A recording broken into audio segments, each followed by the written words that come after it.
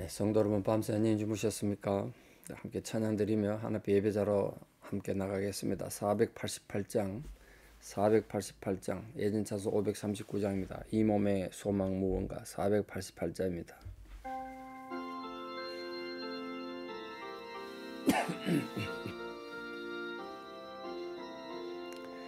이 몸의 소망 무언가 우리 주 예수뿐일세 우리 주 예수밖에는 믿으리 아주 없도다.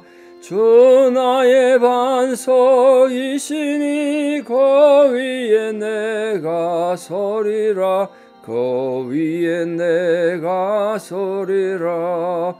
무섭게 바람 부는 밤 물결이 높이 설렐 때 우리 주 크신 은혜에 소망에 닿을 줄이라.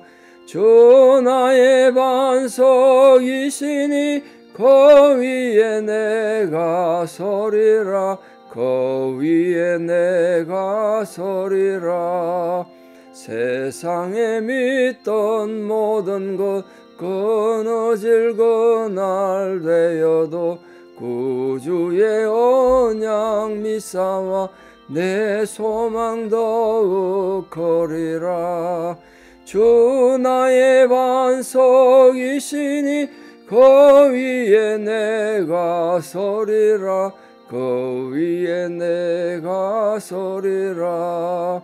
바라던 천국 올라가 하나님 앞에 배울 때 구주의 의를 힘입어 오롯이 바로 서리라. 주 나의 반석이시니 그 위에 내가 서리라 그 위에 내가 서리라. 아멘. 함께 신앙 고백 드리겠습니다.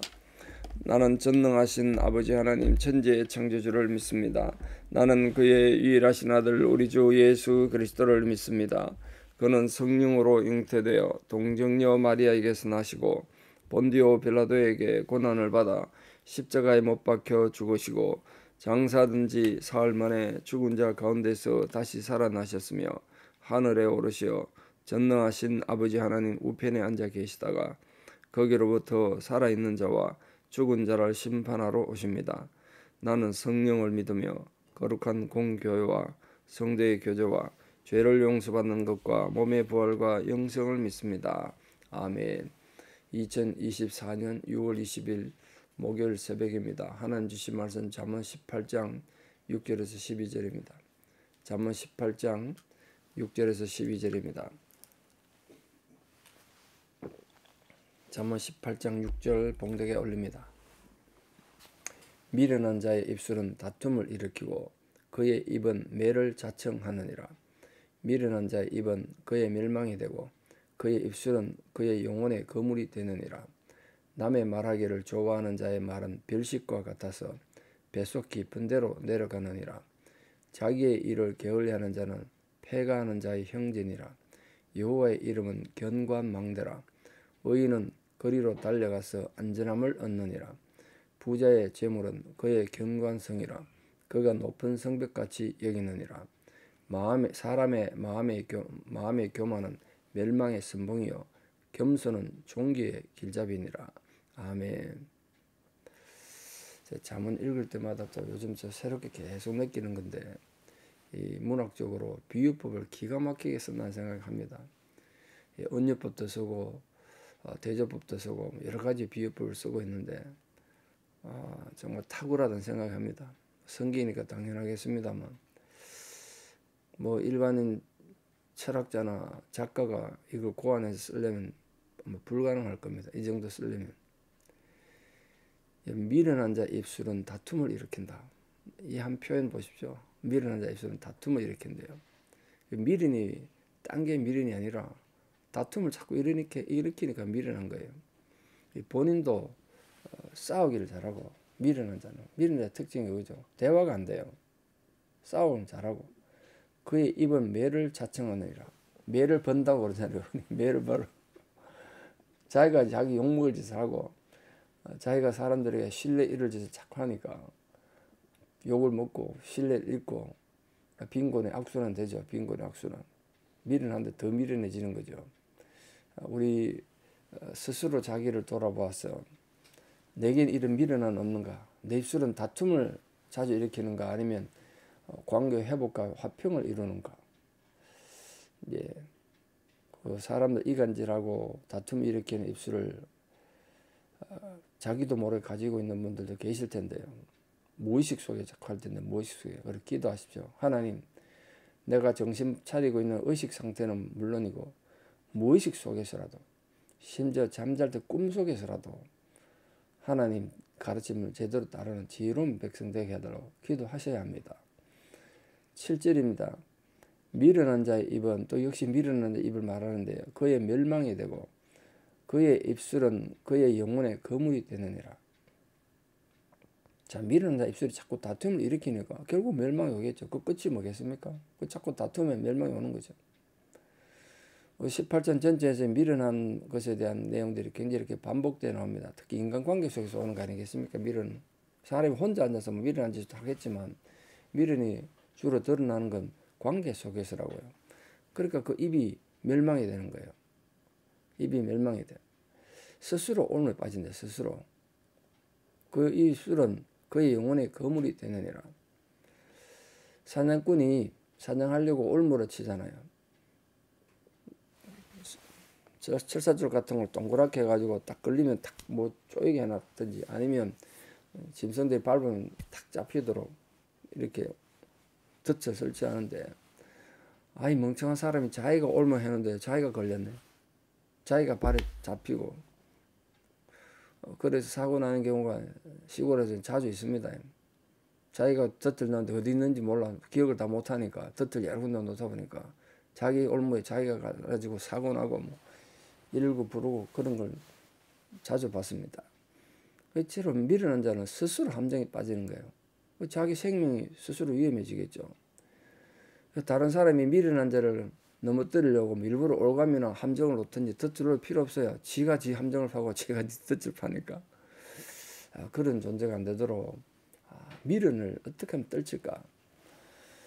미련이 얼마나 무서운가 배웠잖아요. 새끼 빼앗긴 앙콤을 만날지언정 미련한 자를 만나지 않도록 하라 그랬으니까 새끼 빼앗긴 앙콤보다 무섭다니까 얼마나 무섭습니까? 그런 데 대한 인식을 하셔야 돼요.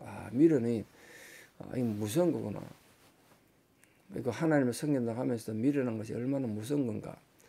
이것 좀 조심하셔야 됩니다. 자, 미련한 자들이 이렇게 매를 벌기도 하고 다툼을 일으키기도 하는데 또 하나는 정말 심각한 문제가 8절에 있습니다. 이 미련해서 그래요. 남의 말 하기를 좋아하는 자의 말. 남의 말 잘하잖아요, 우리가. 앉으면 남의 말 하죠. 그 자리에 없는 사람 말은 정말 조심하셔야 되고, 그런 말 자꾸 하는 사람은 여러분 조심하셔야 되는 이유는 딴 데 가면 여러분 얘기를 또 한단 말이에요. 그런 사람 친구로 두면 곤란하겠죠. 정말 조심하셔야 되고, 근데 그걸 끊기 위해서 어떻게 되느냐? 그 가만 듣고 있지 말고 못하게 하셔야 돼요. 없는 얘기 하지 말라고. 그냥 그 얘기가 정상적이거나 진리가 아닐 때도 많고 지 감정이고 지 생각이란 말이에요. 사실에 근거한 게 아니잖아요. 그런데 문제는 여기 있습니다. 남의 말을 하기를 좋아하는 자의 말. 그 미련한 자가 말하는 그 미련한 자가 미련하다고 하더라도 그 말이 그 사람 던져준 말이 너무 맛있어. 별식이야, 별식. 탈무드에 그런 얘기가 나온다는 거 많이 적어도 들은 것 같은데 이 세상에 가장 좋은 음식도 혀고요, 혀. 소 혀를 먹잖아요, 우리. 저는 어떻게 혀를 먹나 그래서 걱정이 돼 막 혀 못 써서 안 먹었는데 어떻게 먹어보니까 먹을만한데 맛있던데요. 근데 가장 맛없는 음식도 혀라는 거예요. 또 가장 위험한 거, 또 사람을 살리고 죽이는 아주 위험한 무기도 혀고 사람 살리는 무기도 혀다. 그런 혀에 대한 내용들이 굉장히 많이 나오고 있는 탈무드에. 여기 보니까 거기 또 생각나는데 성경에도 그런 말이 있어요. 남의 말 하기 좋아하는 자의 말, 그 빌식 것 같다. 보통 때 못 먹던 빌미 같으니까 얼마나 맛있겠어요. 그래서 그게 어떻게 한다고요? 뱃속 깊은 데로 내려간대요. 뱃속 깊은 데로 내려가. 이게 무슨 뜻입니까? 예. 목사가 설교를 아무리 목에 피 터지라고 설교해도 그거 잘 안 받아들여지는데 남의 말을 험담하는 건 잘 받아들여진다는 거예요. 뱃속까지 쑥 들어가. 먹는 김이 좋다는 거예요. 어떤 광고 보니까 먹는 김이 좋대. 그러니까 속에 잘 들어간다는 소리잖아요. 남의 말 험담하는 게 그렇다는 거예요. 그러니까 여러분 얼마나 조심하셔야 되겠어요. 뭐 인간관계 일단 나가서 여러분 영성을 위해서 남 비판하고 험담하는 거 듣지 말아야 되고 그걸 막아야 돼요. 내 영혼의 순수성을 지키기 위해서. 성도들은 남을 험담하는 가져오는 이 피해를 알아서 본인도 악행을 버려야 되고 습관이 된 사람 있죠. 버려야 돼요. 그리고 그런 습관에 동조하지 말고. 자, 9절에 결국 미련한 걸로 계속 연결되는 건데 말만 많고 행동 안 하는 사람은 그걸 게으르잖아요. 자기 일을 게을리하는 자는 패가하는 자의 형제다. 게으른 자. 게으름의 정의는 굉장히 많겠습니다만 패가하는 자의 형제야. 패가하는 자는 말은 집안 망한다는 소리잖아요. 단순하게 뭐 지출이 많아가지고 탕진한다는 것뿐만 아니라 그 패가하는 자체를 즐긴다는 거예요. 그 완전 병적이잖아요. 어떻게 사람이 망하는 걸 즐깁니까? 그 누가 봐도 이상하죠. 근데 그런 자의 형제란 거예요. 이게 패가하는 거 사람이 살다 보면 경제적으로 어려워져서 가산을 탕진할 수 있죠. 장사인데 장사가 안 될 수도 있고 그렇습니다. 그럼 그걸 다 힘들어하고 싫어해야 되는데 이 사람은 병적이라 그렇게 패가 망신하는 걸 좋아한다는 거예요. 그게 참 이상하죠. 근데 그런 자의 형제가 된대요. 게으른 자는. 그 게으름이 얼마나 하나님 앞에 잘못된 건가. 게으름에 대해서도 잠언에서 굉장히 많이 말합니다. 게으른 자는 개미에게 가서 그 하는 것을 보고 지혜를 배우라. 그런 말도 있잖아요. 자기 의무를 게을리 함으로써 실제적으로 망하는 것만큼이나 악한 것이라는 거예요. 게으른 건. 성도들은 무슨 큰 일을 못하더라도 자기에게 맡겨진 만은 게으르지 말고 성실하게 행하셔야 됩니다. 그래서 구제하는 자는 성실함으로 그렇게 되어 있는데 성령의 열매 중에 성실해야 한다. 그것도 하나님의 은혜다. 자, 10절 보십시오. 여호와의 이름은 견고한망대라. 의인은 거리로 달려가서 안전함을 얻느니라. 자, 하나님이 우리의 견고한 망대가 된다는 건 시편에 수없이 많이 나오는 말씀 아니겠습니까?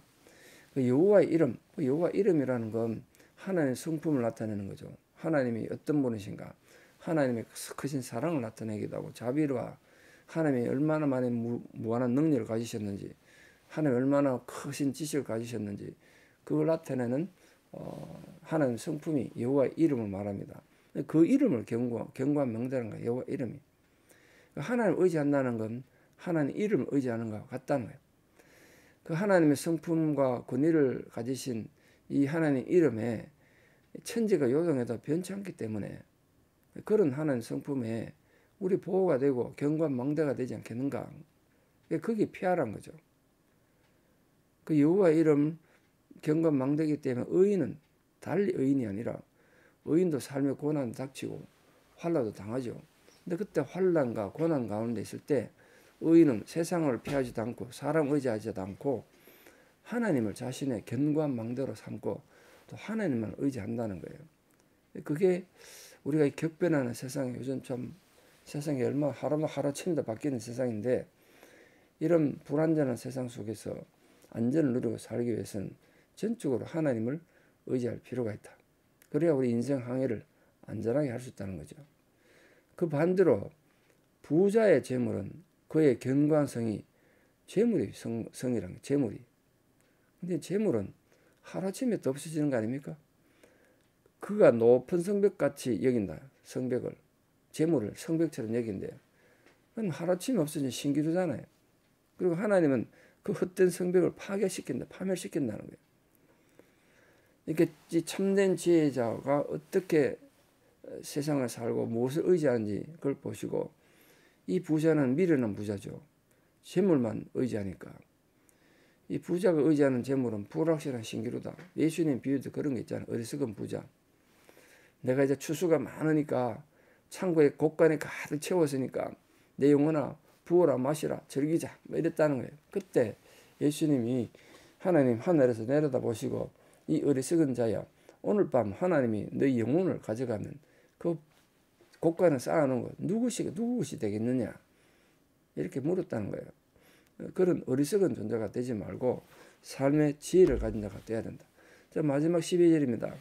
그래서 또다시 지혜를 말하는데 사람의 마음의 교만은 멸망의 선봉이요 겸손은 종기의 길잡이니라. 교만은 멸망의 선봉이다. 16장 18절 외우라고 기억하십니까? 교만은 패망의 선봉이요 거만하면 넘어짐의 앞잡이니라. 다시 반복돼 나오죠. 교만은 멸망의 선봉이에요. 선봉장이야. 선봉장이라는 건 전쟁할 때 맨 앞에서는 향도를 말하는데 그 사람 따라가면 향도를 따라가면 길잡이 따라가면 다 죽는 거죠. 잘못 길을 들면. 교만이 그렇다는 거예요. 사람이 참 좋아. 인격도 좋고 인기도 좋고 뭐 재능도 많고 그런데 교만해. 그럼 함짝에 못 써요. 저 그런 사람 참 많이 봤어요. 하루아침에 그냥 야밤 도다시지 사라지는 것도 봤고요. 큰 소리 치다가 험하게 사라진 교만한 사람 한둘 본 게 아닙니다. 이런 정말 할 수 있거든. 겸손하셔야 돼요. 의지를 가지지 않으면 겸손할 수 없습니다. 왜? 인간은 항상 누구나 교만한다고. 누구나 교만해. 많이 배운 사람 지식에 교만이 있으면요. 배우지 못한 사람 무지에 교만이 있고 부자가 부자의 물질에 교만이 있으면요. 가난한 사람도 가난한 이 자존심에 교만이 있더라고요. 다 똑같아요. 누구도 예외가 아니에요. 할 수 있거든 마음을 쳐서 겸손히 하나님 앞에 살아야 된다. 사람이 귀하게 여김받는 것, 세상 사람들에게 존귀받는 것, 그건 결국은 하나님 우리를 높여주셔야 존귀 여김받는 말이에요. 어떻게 해야 된다고?